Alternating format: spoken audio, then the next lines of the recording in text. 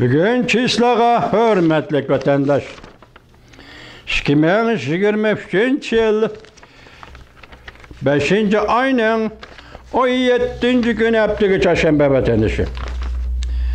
Endeki mavzu emas yukarı bir parça leksiyanın devamı. Çekleş cihati ortak ponksiye kurup çıkışımız lazım. Parlamentler İttifakı direktörü P.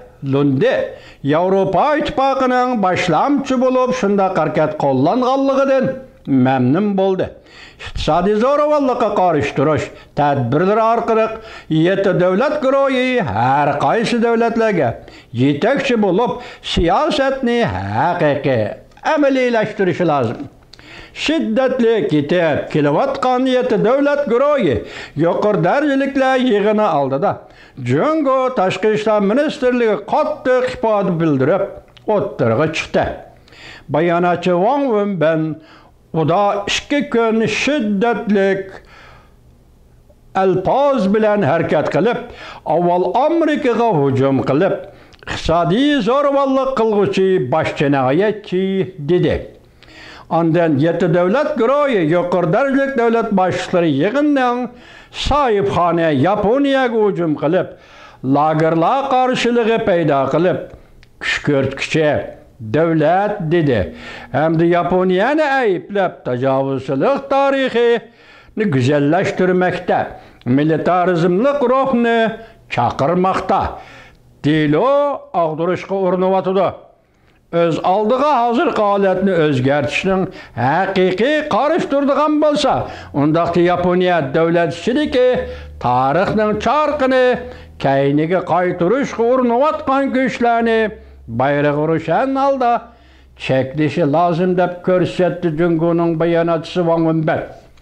İqtisad zo'ravonlikdan boshqa Jungo siyosati bo'yicha davlat alqagan parlamentlar guruhi ittifoqi 7 davlat guruhining ta'minlash liniyasi energiya va fan texnika qatlamada Jungoga tayin qilishni azaytishni ilgari surdi.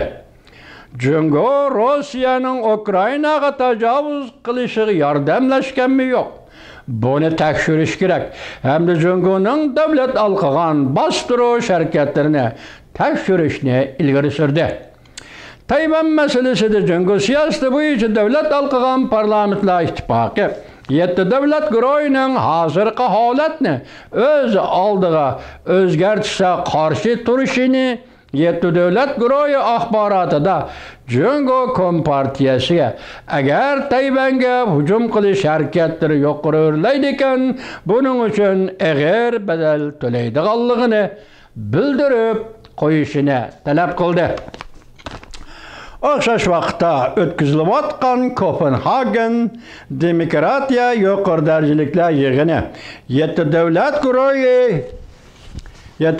guruhi yig'inining Jungoning zo'ravonligiga qanday qarshi turib, demokratiyani qo'g'dishiga ko'ngil bildi. Tayvanning prezidenti Tsai Ing-wen ekran orqali dunyo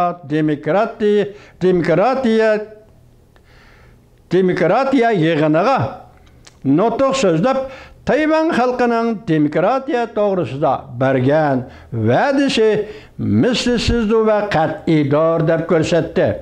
Tahlilchilar bunday ko'rsatdi.